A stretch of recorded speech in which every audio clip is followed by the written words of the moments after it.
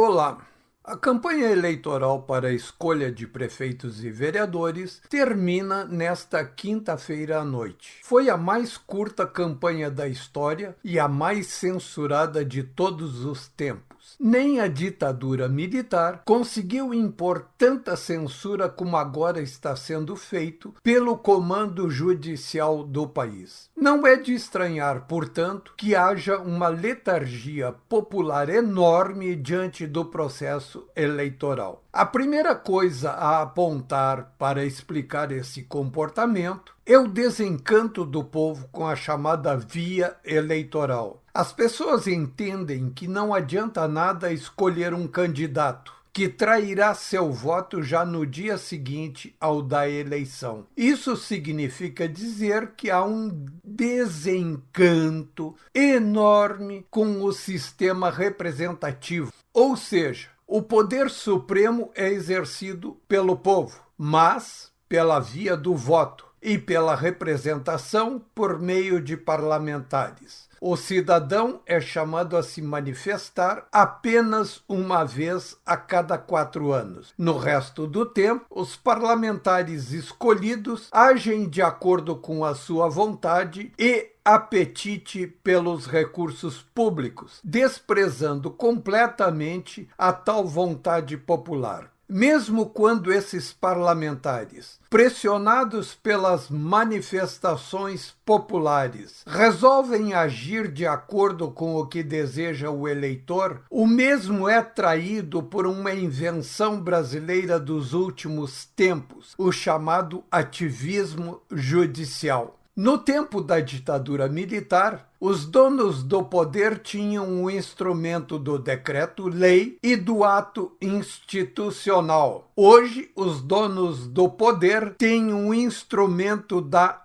hermenêutica judicial. Um juiz interpreta a lei como lhe convém no momento e pronto, isso vira lei, a tal ponto que anula leis aprovadas pelos parlamentares, supostamente representantes da vontade popular. Ou seja, a hermenêutica judicial caça a vontade popular, assim como a ditadura militar caçava direitos políticos por meio de atos institucionais. Completando, vivemos em um estado de ditadura judicial. Portanto, a letargia popular é uma expressão desta violência institucional judicial. No domingo à noite, já se saberá a extensão desta letargia e será possível compreendê-la melhor e entender a sua extensão.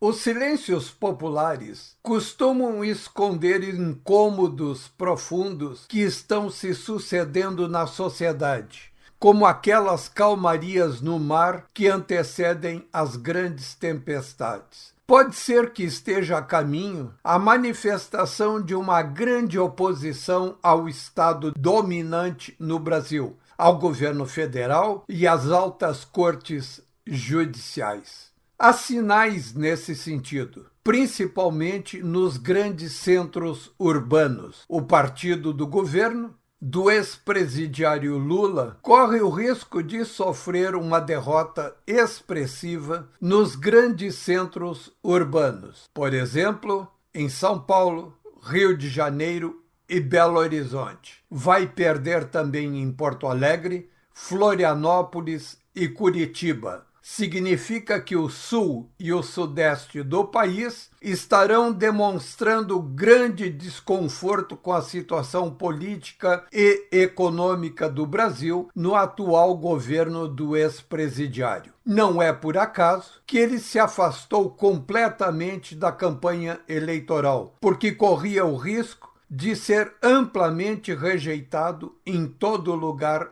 onde aparecesse. Uma derrota em grande extensão do regime ditatorial atual impulsionará iniciativas que já estão em curso, A primeira delas no sentido de abrir processo de impeachment contra o ministro Alexandre de Moraes do Supremo Tribunal Federal. Mas não é a única. Também existem outras iniciativas, como aquelas que restringem a atuação de ministros da Suprema Corte e reduzem seus poderes até seus mandatos. E, principalmente, abrirá caminho para a aprovação de uma anistia que anule todas as condenações absurdas de mais de 1 milhar de pessoas acusadas em processos irregulares de atentado contra a democracia.